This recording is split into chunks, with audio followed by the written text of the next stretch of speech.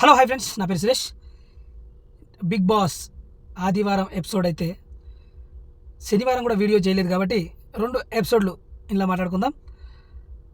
ఎవరు ఎవరు ఎలా మాట్లాడారు, గేమ్స్ ఎలా ఆడారు, ఇది మొత్తం మాట్లాడుకుందాం. చిన్న వీడియో చేస్తా, చిటికలో చెప్పేస్తా. అయితే సాటర్డే మనం ట్రైలర్లో చెప్పుకున్నట్లే నాగార్జున గారు రావడం, అభయ్ని గట్టిగా మందలియడం అవన్నీ చూసినాం కదా. అయితే సాటర్డే మాత్రం నబీల్ నామినేషన్ కాదు కదా, నబీల్ మాటలు కూడా తీయలేదు, ఎందుకంటే నబీల్ అంత మంచిగా ఆడుతున్నాడు. కానీ అభయ్ మాత్రం టూ మచ్ అనమాట. బిగ్ బాస్ని ఇష్టం వచ్చినట్టు మాట్లాడడం, పెళ్ళాం కొట్టినప్పుడల్లా గేమ్స్ చేంజ్ చేస్తాడు, బిగ్ బాస్ ఏంది అన్నట్లుగా మాట్లాడాడు.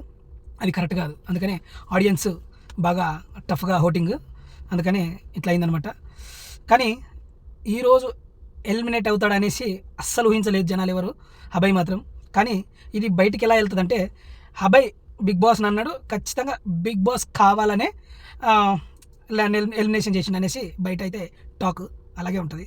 కానీ ఎంత మాట్లాడాలో అంతే మాట్లాడాలి, ఎలా అంటే అలా మాట్లాడడానికి లేదు, బిగ్ బాస్ పెట్టిందే రూల్స్ కాబట్టి. అయితే ఇది సాటర్డే జరిగిన మ్యాటర్లో అనమాట.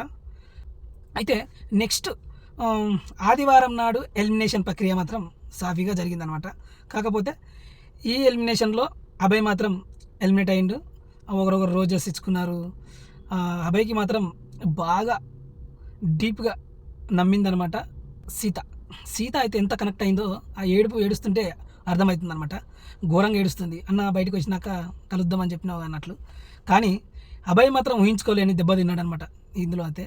కానీ గేమ్స్ మాత్రం అందరూ మంచిగానే ఆడతారు, కానీ ఆ కోడిగుడ్ల గేమ్స్ మాత్రం, ఫాల్స్ గేమ్ మాత్రం చాలా అంటే చాలా. విష్ణుప్రియ, సీత, పృథ్వీ వీళ్ళందరూ వరస్ట్గా ఆడినరు. కానీ నెక్స్ట్ ఎవరైతారో తెలియదు, కానీ అభయ్కి మాత్రం తప్పలేదనమాట ఎలిమినేషన్. ఓకే ఫ్రెండ్స్, ఈ వీడియో మీకు నచ్చినట్లయితే లైక్, షేర్, సబ్స్క్రైబ్.